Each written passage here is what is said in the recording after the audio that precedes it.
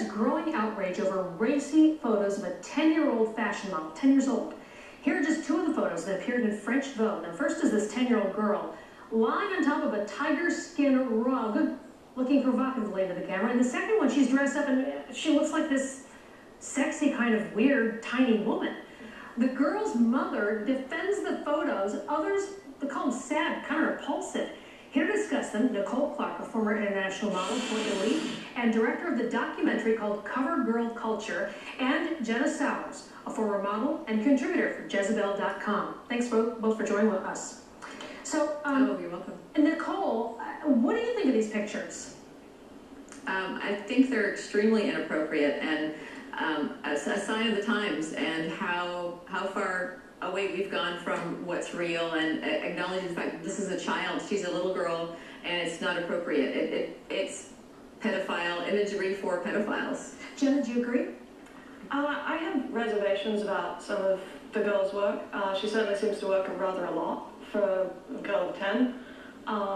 The French Vogue spread in particular isn't necessarily, those aren't the most troubling photos of her that I've seen. There are some other ones that are a little bit less cartoonish, but at the same time extremely sexualized, that I find much more disturbing, to be honest. Nicole, you mentioned she's this little girl. We have all sorts of regulations about child labor laws, things like that. Do kids need to be protected? And I look at this, and I'm not a person for a government coming in and saying, do this. You don't want to wear a helmet and you're on your motorcycle, you're stupid, but so be it. You don't want to wear a seatbelt, again, stupid, go ahead. But this is a little kid. People, as you said, are making this choice for her, adults. And if they don't have the common sense, should someone else be able to step in and say, nah, this is going over the line? Ideally, yes, that would be the way to go, but obviously we can't hold the hands of the people in the media. And Jenna's brought up a great point, is that we've become desensitized so much now that we're comparing which image is less intense and which one is less inappropriate. Yeah. It's a picture of a child, and we can't desensitize ourselves and become numb to the fact that she is looking sexy, and you have to ask yourself, do you enjoy looking at the pictures of this girl in your heart? Do you enjoy looking at them? And it's not just, we're not just prudes sitting here going, ooh, that's disturbing. One of the guys here, not even a dad, says, I'm looking at that, and it's uncomfortable to look at. It is, because it just feels perverted, doesn't it? Yeah, well, yes. I think that people, no, we're not reading into these photos. These are photos that were chosen by professionals who do this for a living. But I don't get that. Okay, put up, Jenna. It's not by accident that they ended up in French Vogue. But what do? Put up just one of those photos, because tell me, if I'm looking at it, I assume that this is to sell clothing. If I'm looking at that, I'm not going, I want to look like a little bitty girl in that, weird dress. I'm not buying that dress. So, or this one, I look at that, there's no way I'm going to buy that dress by looking at that little girl in it. So what are they gaining from this other than exploiting a child? I think Jenna?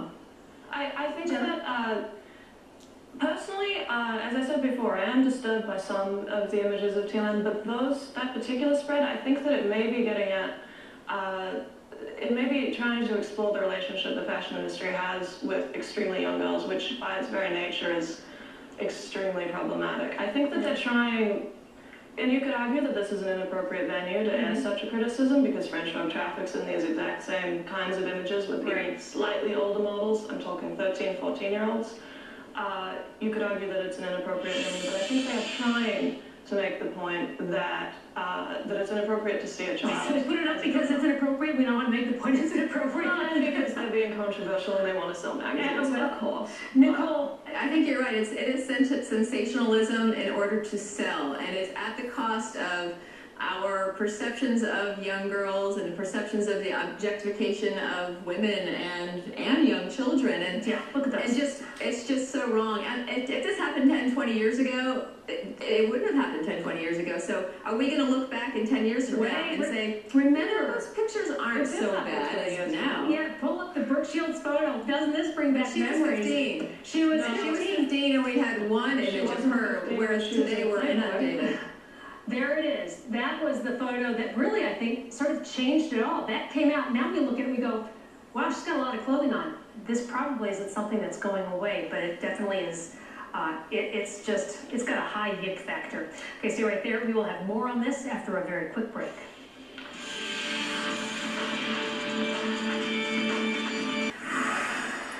I'm back with my guest talking about how young is too young in the modeling business.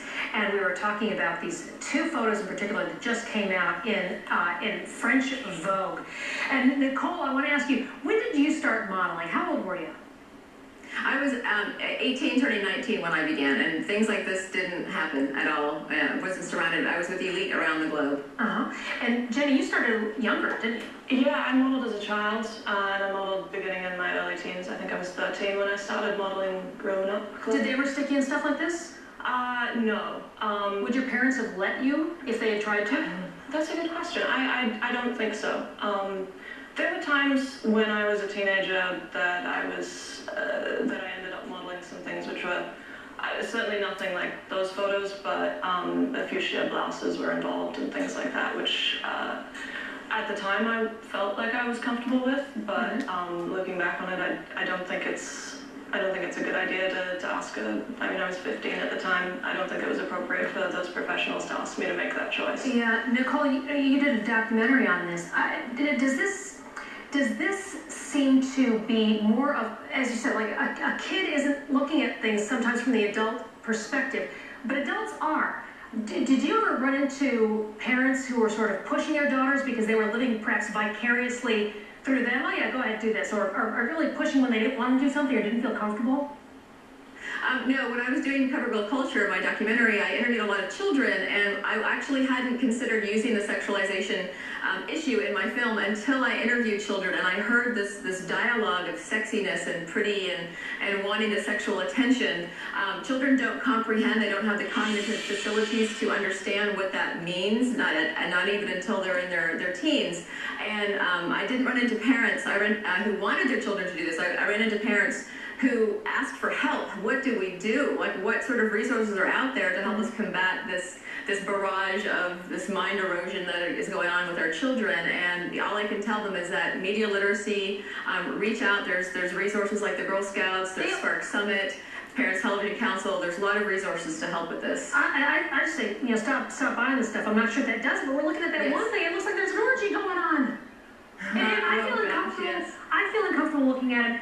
I can't imagine looking at half my daughter. I've got an older daughter and a younger daughter. I can't imagine them looking at this stuff. Doesn't it kind of tell you this is what you're supposed to look like? Oh, and I think it sends a terrible message. I mean, you hit on a really good point just before. My problem is that this little girl, at the age of 10, well, 9 when the French Vogue spread was shot, isn't capable of understanding the ramifications of how she's being presented. She doesn't understand that when a professional hairdresser muscles your hair in a certain way, and when a photographer tells you, okay, look over your shoulder, okay, drop your chin, okay, open your mouth just a little, okay, perfect. She doesn't understand that to those adults. You're sounding really creepy right now. And that's what she doesn't understand. That's what the world's going through. Right. She doesn't understand that she's surrounded by professionals who do this for a living, who are presenting her on purpose in a sexy way, and that sends the message that your sexuality is not something as a woman that you control. It's a set of choices made for you by adults. Nicole, thank you very much.